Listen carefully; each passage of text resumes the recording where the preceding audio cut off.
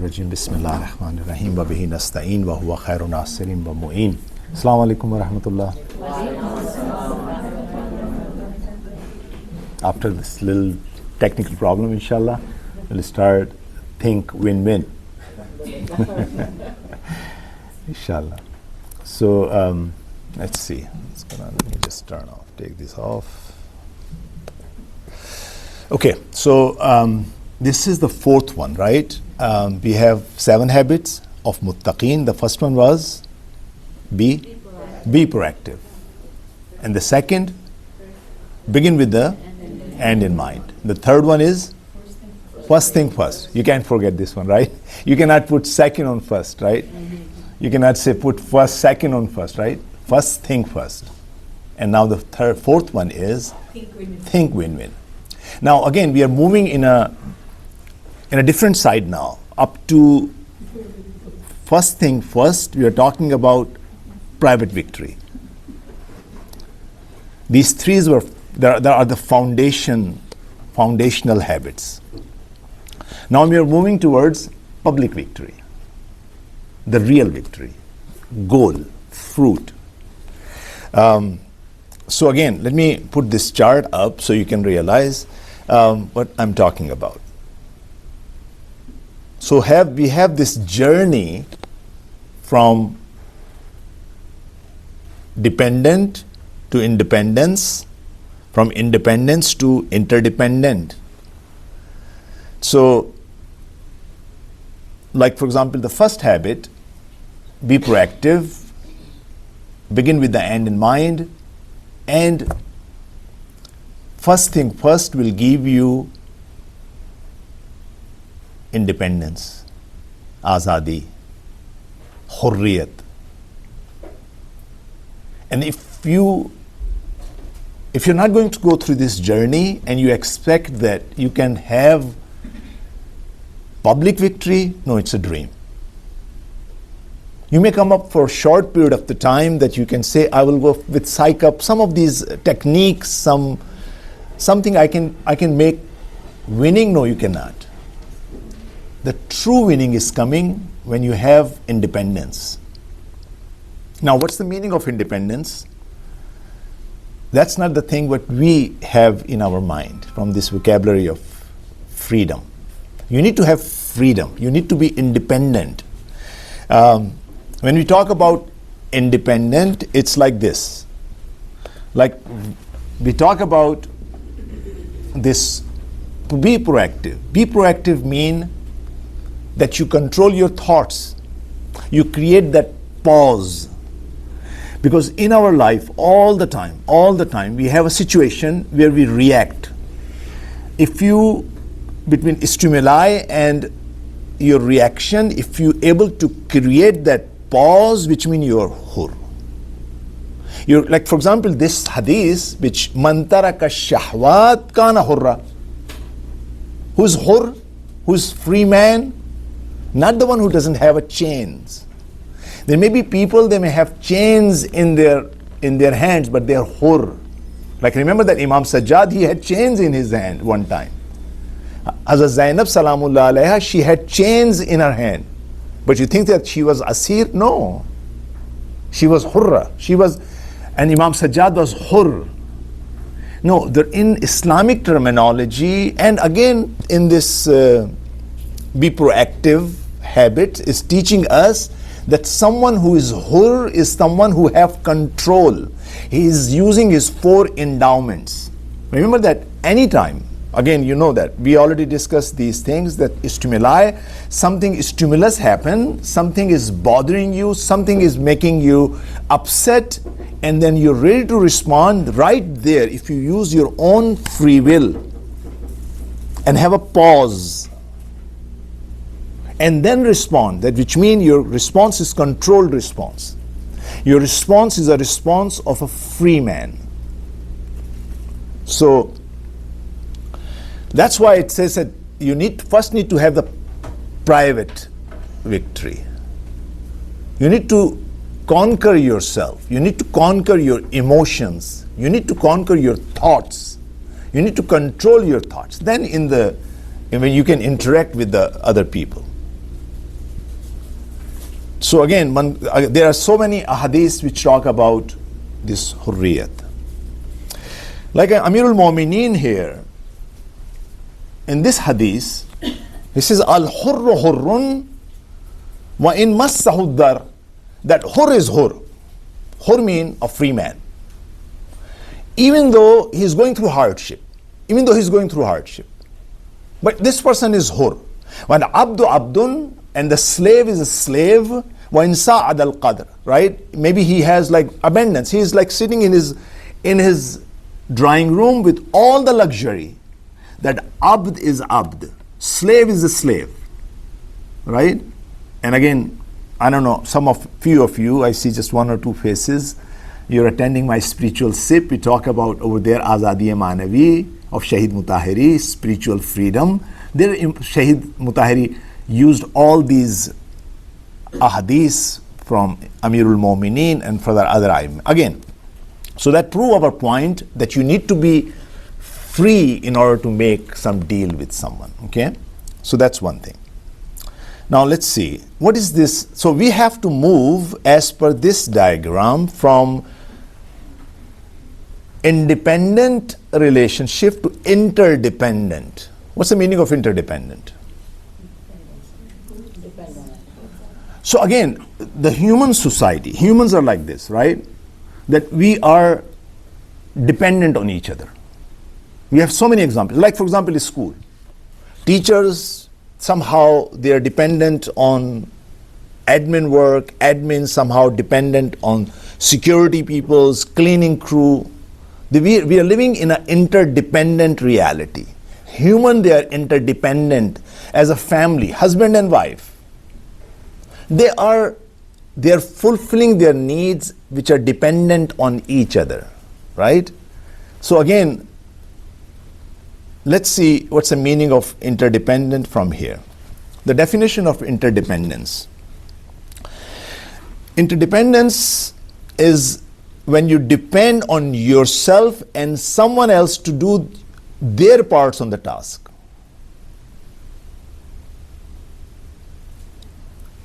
Independent person is someone who is individual by himself.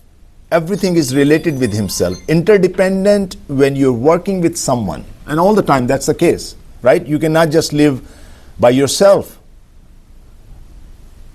And that's where all of us have a problem. We are unable to live with other people. And humans, they are nothing but they're dependent on all these relationships. Relationship between a spouse, relationship with the children, with in-laws, with co-worker, with other team members.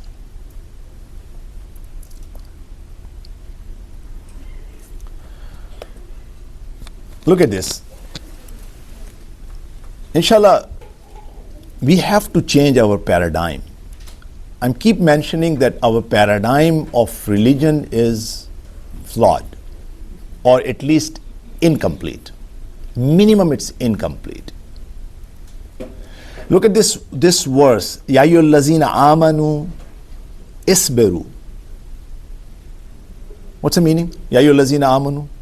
Those who believe, do sabr. Right? All of you do sabr. Like someone is like on a podium, is sitting and says, do sabr. Do sabr. You have hardship, do sabr. You have more work, do sabr. But then what is this sabiru?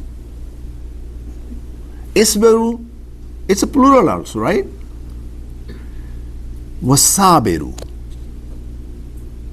Wasabiru. I didn't bring the translation because again the problem is we are looking from the religion from one specific paradigm. That's why we are not coming up with the translation, proper translation. Sabiru it's like we help each other to do sabr. Collectively we do sabr. Collectively we have to, for a common task we have to do sabr. That's missing in the society. And this will implement by Imam Zaman. Whenever Imam will come, and in fact there are so many Mufassirin, they are saying this hadith is about Imam Zaman. Isbaru wasabiru warabitu, that you connect with each other. Wattaqullah la'allakum tuflihun.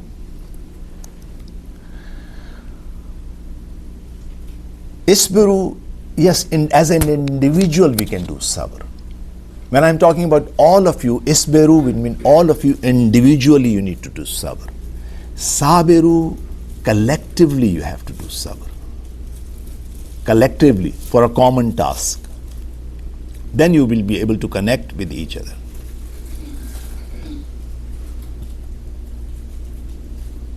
Okay, let's begin with the end in mind.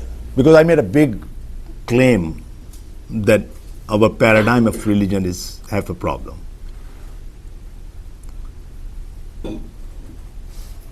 What do we expect from religion? Religion is something we can, let us take us, we will perform few manasik, we need to believe something and that will take us to paradise. That's all. We have nothing to do with this world. No. No. When we ask from Allah subhanahu wa ta'ala, we ask that Allah has to give us hasana in this dunya and akhirah, not just akhirah. Give hasana, have the good things for this dunya and akhirah. Now look at this. Before I will go for this verse, now I'm entering in this discussion where you have these three habits which are roots: be proactive, begin with the end in mind, first thing first, and then you're going towards fruit. And the first thing is win-win. Now pay attention to this verse. That can change our paradigm. That need to change our paradigm. Allah subhanahu wa ta'ala said, وَلَوْ أَنَّ أَهْلَ الْقُرَى آمَنُوا وَاتَّقَوْا. That's the goal. That's the goal. وَلَوْ أَنَّ أَهْلَ الْقُرَى, if the people of the town, if let's say you apply this, if the people of the house, if the people of the Al-Hadi, if the people of any unit, any people, they're living their life. وَلَوْ أَنَّ أَهْلَ الْقُرَى آمَنُوا, if they have believed, وَاتَّقَوْا لَفَتَحْنَا عَلَيْهِمْ بَرَكَاتٌ مِّنَ السَّمَاءِ. Allah will create barakat from heavens. وَالْأَرْضِ barakat min heaven, which mean the same way Moses used to have manna. We will have so much barakat. We have so much barakat. Like again, like you heard about Imam Zaman, when Imam will come, there will be so much blessing from Allah subhanahu wa ta'ala. There was so much that people, they will put their gold and silver outside and there will be no one to get sadaqah or sadaqat or khums. Allah subhanahu wa ta'ala bring from the heavens and from the earth, everything will do barakah, will create barakah. That's the goal. That's the goal. And that's missing. Why this is missing? Because up to now, we are living as an individual life. We are unable to live as a collective life.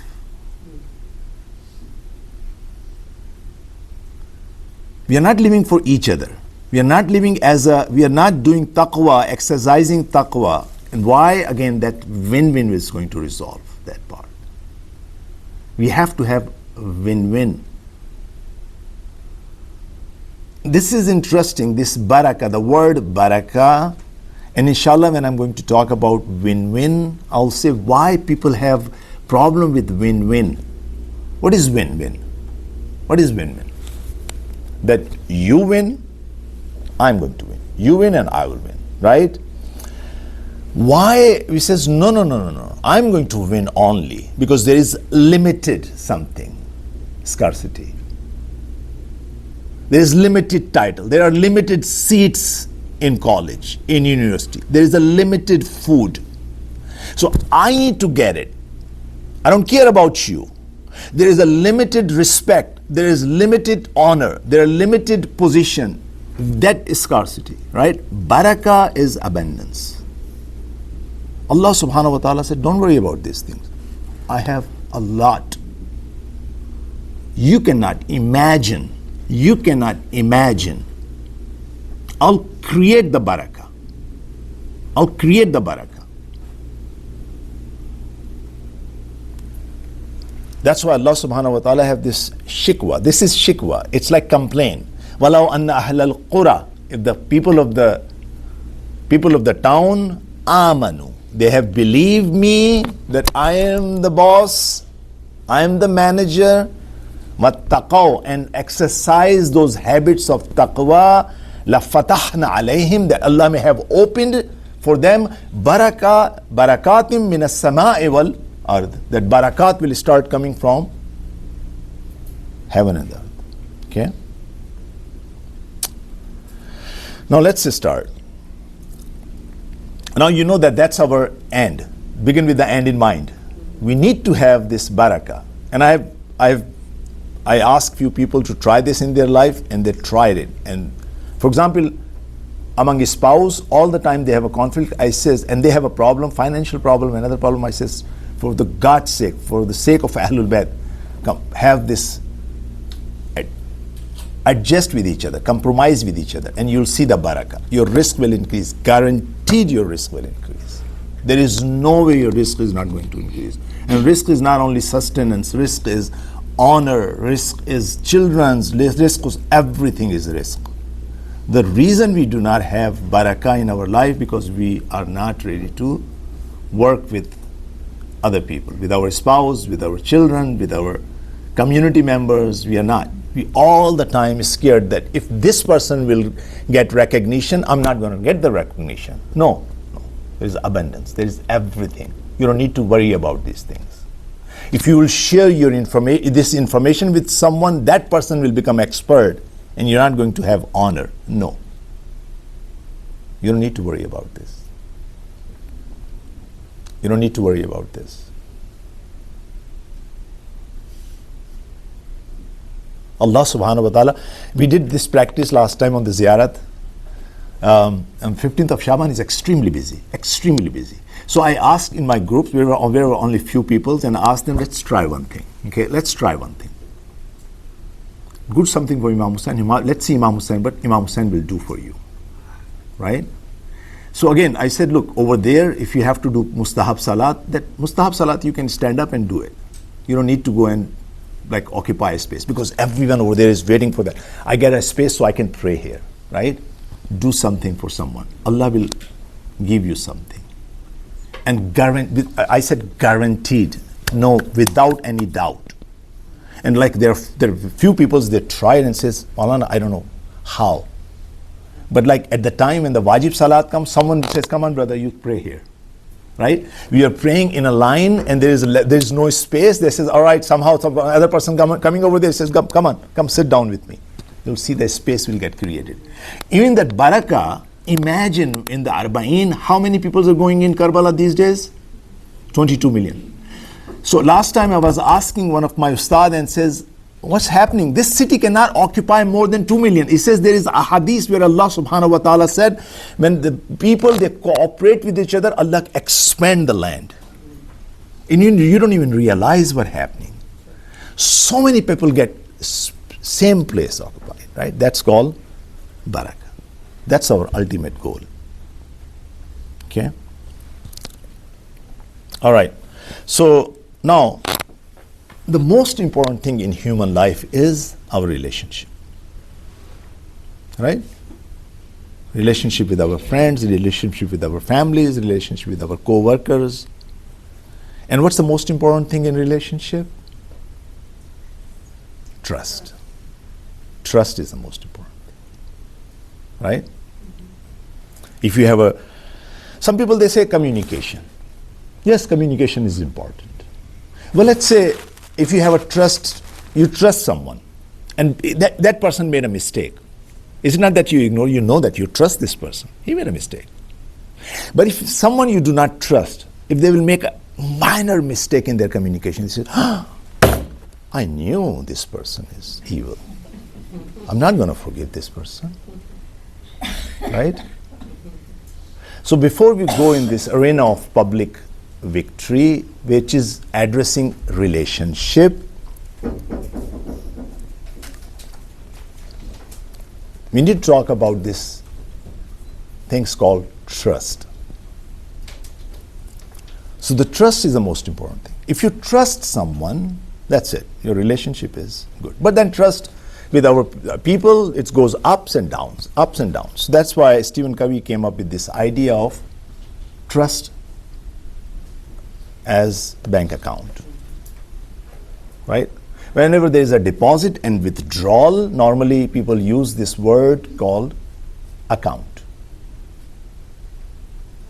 So again, Stephen Covey came up with this terminology of emotional bank account.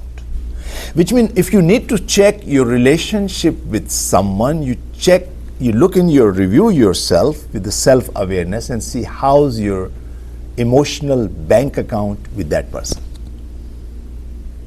If it's not overdrawn, if it has deposits, then you're always good with that person. Okay? Okay, so trust, think of a trust like a bank account. The balance of this account can be positive or negative, depending on the numbers of the deposits and withdrawal made.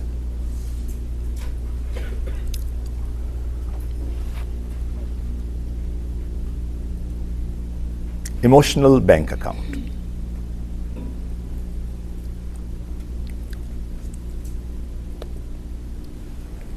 Again, the fonts are a little bit like smaller, but inshallah I'm going to bring other one.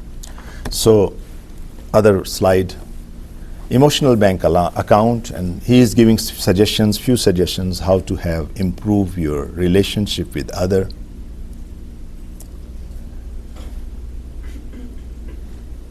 Like a small act of kindness, golden rules. This golden rule, by the way, is Nahjul Balagha, where Imam Ali, he mentioned to Imam Hassan that treat other the same way you like to get treated.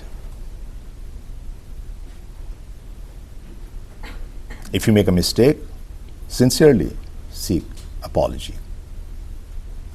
Clarify your expectation. Majority of the time I'm seeing that trust is down because we are not clarifying our expectation.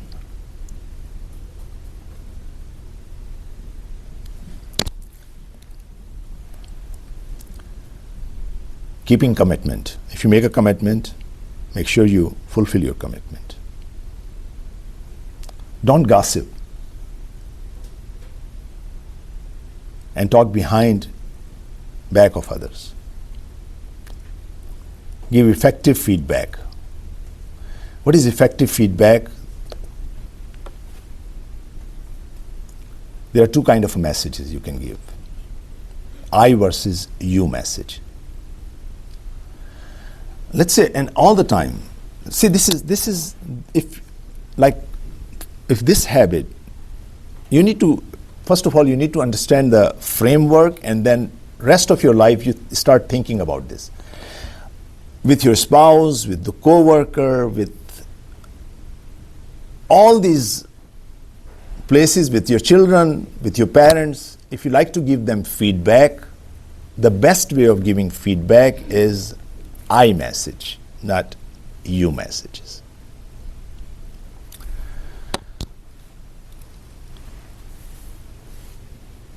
You can say that I feel this way. Instead of, if you say you are doing this, which means you're blaming other person. Maybe his paradigm is different. Maybe he's doing it based on his own paradigm.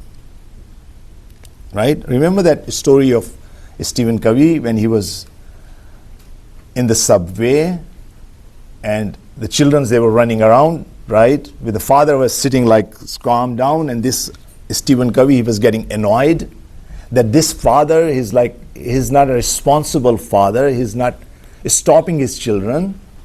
Because again, in his mind, that all the fathers, they have to do their job. If they're not doing the job, they're the loser. So he was angry, he was feeling anger, and finally he said, is it not good that you can control your children? And this guy, he said, yeah, I'm coming from the hospital. Their mother just passed away a few hours ago, and I don't know how to handle. I guess they don't know how to handle. He says, right at that moment, my paradigm shift. Previously, I was blaming, now I had feeling sympathy for this guy, right? So when we come across the situation, majority of the time, 99% of the time, I have seen that majority of the people, they're not evil, they're good people, but they're acting based on their paradigms. And I'm looking at it like, oh my God, I don't accept this behavior, I don't accept this attitude, right? And I am saying, you are doing this, this language can create a problem. If you say, I feel this way, which means maybe I'm making a mistake realizing that you're acting like this. So I'm giving him more room, okay? All right, so again, this is better here. Emotional bank account, you have these deposits first, seek first to understand. Withdrawal is you assume you understand. I think this first one is the most main problem. When you're dealing with parents, when you're dealing with other teachers, when you're dealing with the staff, when you're dealing with your staff, make sure that you need to make sure that you understand the other side first. In your class, you may have several, again, I mentioned this so many times, you have like 15, 20 children. You mean you have 15, 20 individual unique personalities with the unique circumstances. If we have just one stick and we're going to handle like all of them with one stick, it's not going to work. So we need to understand these children. Sometimes these parents, they need to understand teachers. Sometimes the parents, they need to understand the system of the school. Majority of the time, conflict arises when they says, I understood this part. That's wrong. Okay? And again, show kindness, courtesy, respect, keep promises. The reason I brought this list, you can see this. I'm not going to go through this list because I like to share this information with you about Prophet Muhammad.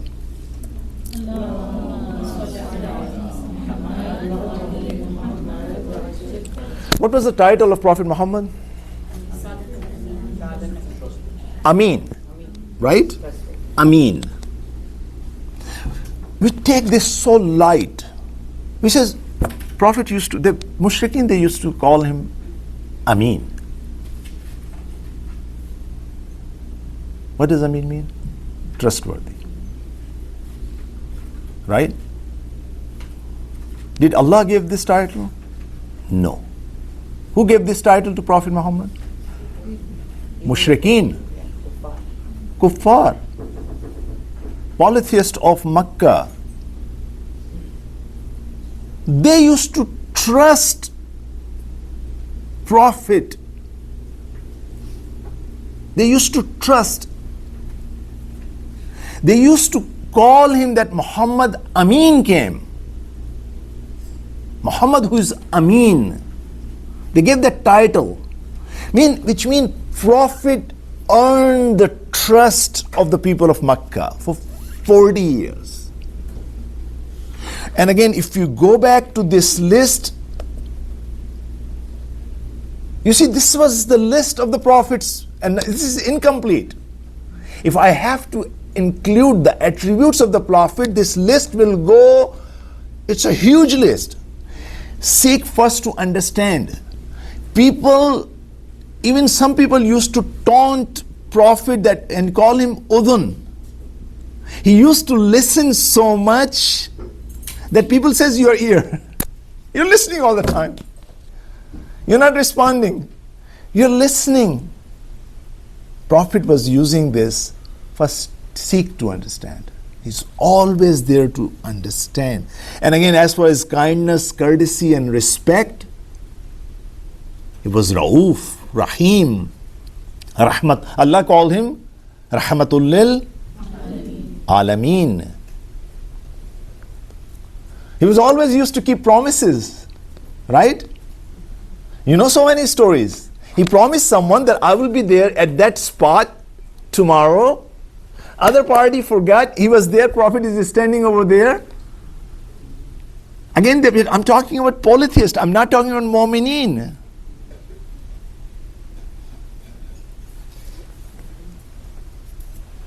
And again, apologies and all this feedback and all the time all of these things. Let me give you this example. So Amin is that someone you have utmost trust.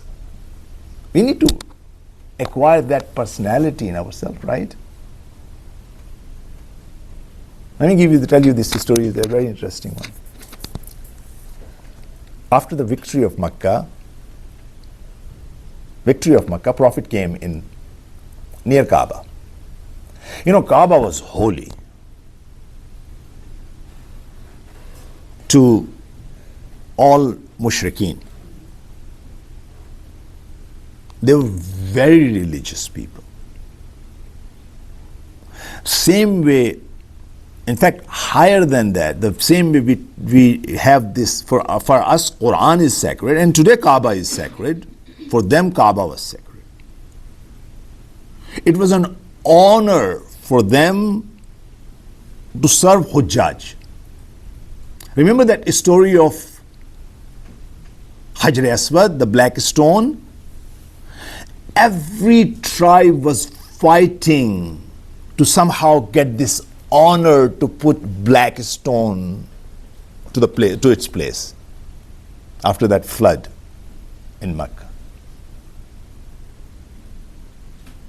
So all these duties, they were honorable. One of the duty for them was holding the key of Kaaba. Highest prestige in the society. Who is holding the key of the Kaaba? This guy holds the key of the Kaaba. Prophet came after victory of Makkah, and he called Uthman bin Talha. He was mushrik at that time. He was kafir. He didn't accept the Islam at that time. He said, bring me the key of Kaaba. Prophet didn't break the door of the Kaaba. He says, bring me the key of the Kaaba. He brought the key and gave it to the Prophet. Prophet used that key, open up the door, ask Muslims to come and clean the Kaaba. Remove all the idols. Job got done, finished. Now, who gave the key? Mushrik. Uthman bin Talha. Prophet Abbas bin Abdul Muttalib, his uncle, he came to Prophet and says, Amujan, give me that key. I like to hold this honor now. Now you're controlling the city. You can give this key to me.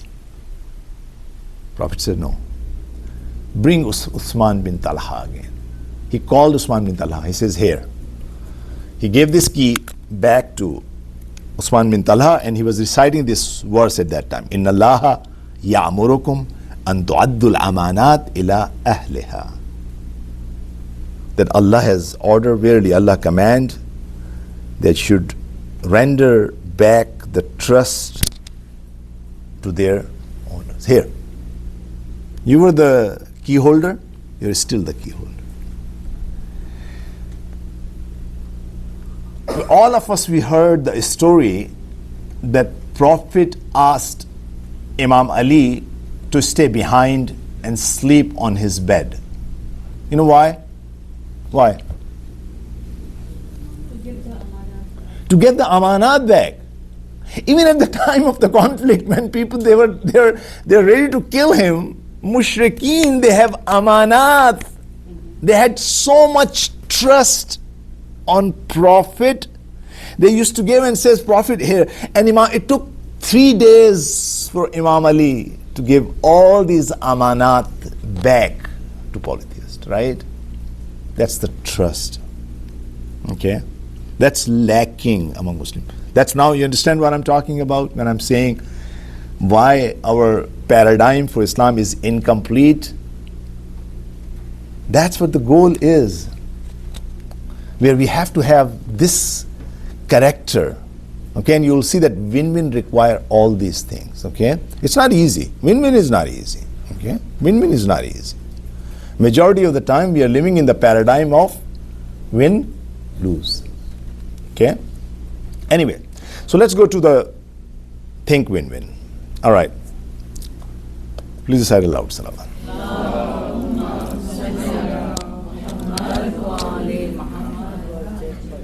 Think win-win. If you really need to get that fruit, I didn't bring that slide, but there is a root. It says if you need to have this fruit of cooperation, fruit of like Stephen Covey, he mentioned synergy. What is synergy? Like working harmoniously together. Like, well, increased benefit. He said the outcome is bigger than sum of it, right? Which means he's saying 1 plus 1 is not 2. 1 plus 1 is not 2. 1 plus 1 is always more than 2. 1 plus 1 is always more than 2. That's synergy. If you need to have, that's fruit. That's fruit. Right? Like I'm keep telling. The land is the same land. Imam Zaman will come and he will create synergy. Which means people will go still do, like plant the crops and everything, but crops this time will multiply. Everything will multiply. The results will multiply. If we have this win-win, believe me, I cannot explain this. Al-Hadi can become like the top school in US. If you apply this win-win in your family will become the ideal family. Win-win. Because human, they're designed to live. Human is like a social being, right? We have to interact with other people. And that's where we are failing. We have so many conflicts with each other.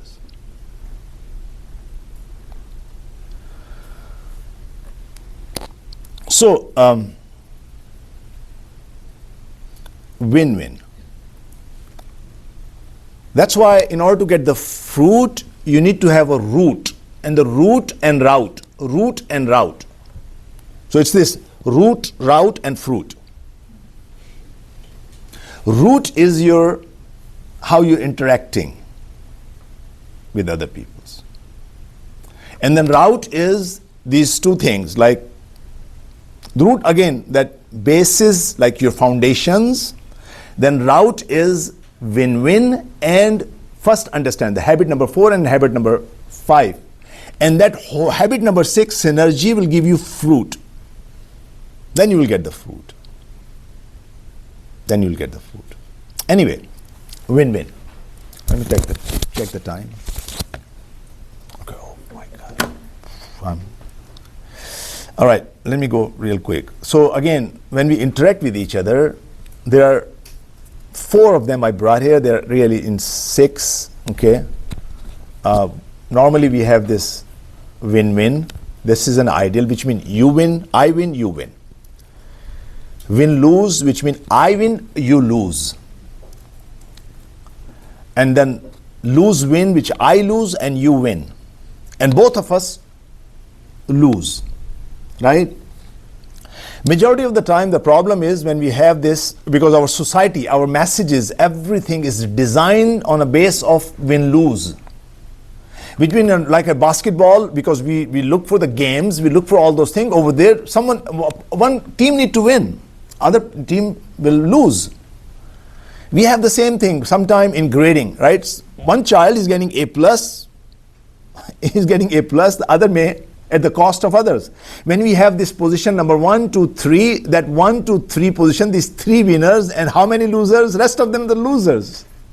We have this system is designed on win-lose mentality.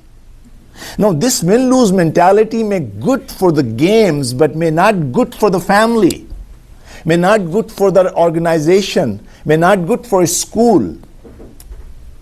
may not good with your children. You cannot have this win-lose mentality, but unfortunately, between spouse and co-workers, all the time we have this responsibilities, win-lose. I need to win. At the cost of you're going to lose in transaction. No, this is coming from mentality of, yeah, but this is coming from capitalism, because materialism, matter is limited, right? Scarcity, right? Scarcity is coming from there, where Allah subhanahu wa ta'ala said abundance, right? So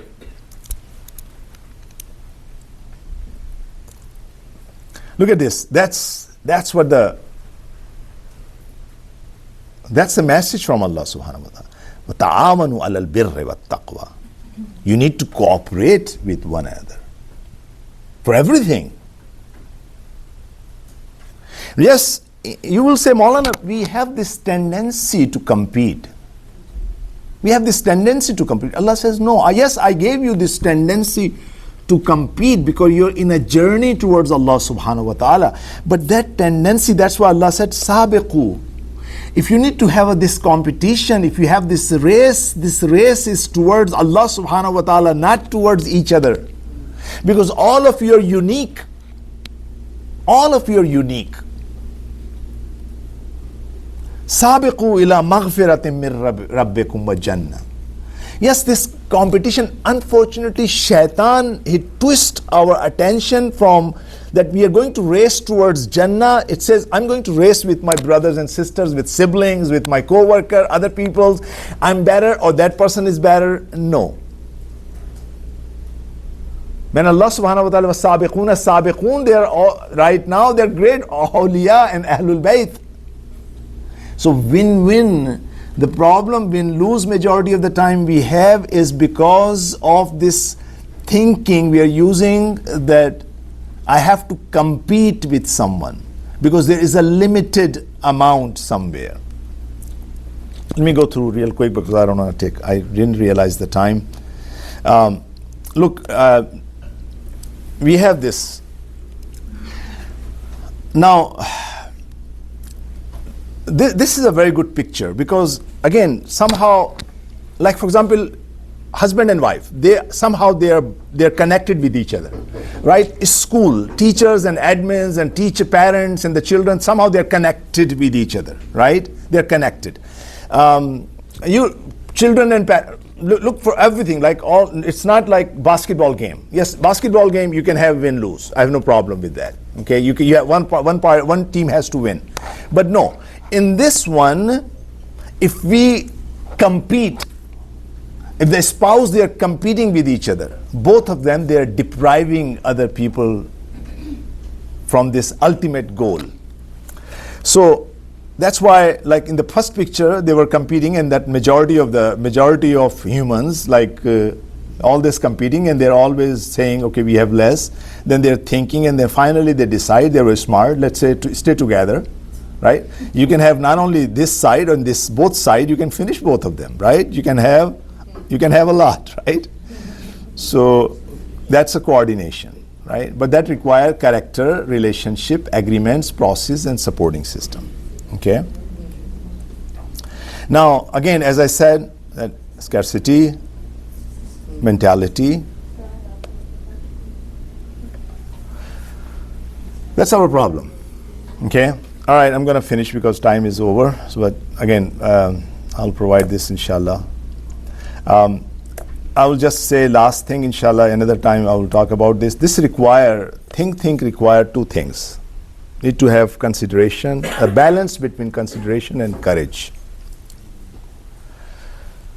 Consideration and courage. If you're caring, and also you need to be courageous. Now, one time, long time ago, when I was thinking about win-win, I had a wrong meaning. I was thinking give up. And then when you give up, you says, how long? I cannot keep up with this cycle of give up. Let's say I have a problem with my children or someone. I says, I'll give up there. I will give up. Let them win. Let's somehow make compromise. No, no. Win-win is not saying that you have to give up. Win-win is saying you also need to win. You also need to win. That requires courage. Now, you feel that other party need to win, that require consideration. You require consideration. So this balance is a very delicate balance. You need to have this consideration for the other people as also have courage. If you have that courage and consideration, then you look, this quadrant is like win-win. Win-win is coming from the high courage and high consideration. And again, the respectively other is coming this way. Now, let me go through some of these hadiths, like this hadith from Imam Hassan alayhi salam. Please recite salam. And there were several, but because of the time, I didn't bring all of them.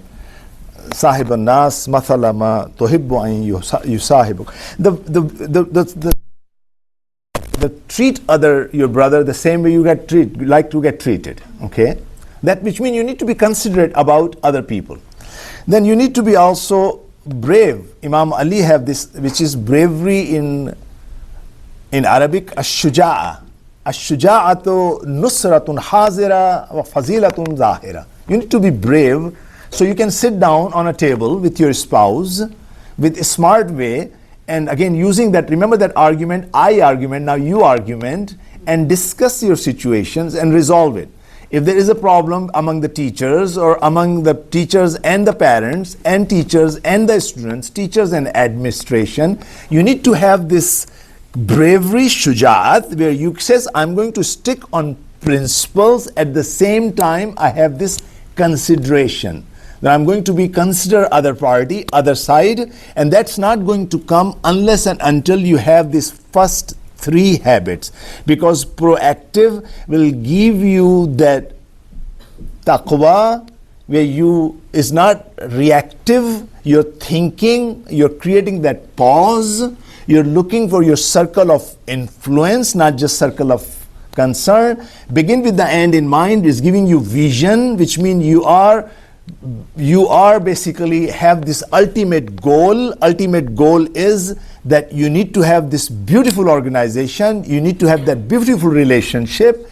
And first thing first, one thing was missing from the last lecture, which I mentioned. All of us, we have different roles. That the ideal schedule is that you create that role for other people, which means everyone. Like, let me give you this example. Let's say a father, he's working and he is working on a very important task. The last moment, the child is coming and bothering him at that time. Now, he's feeling he's bothering, but in reality, he's not bothering.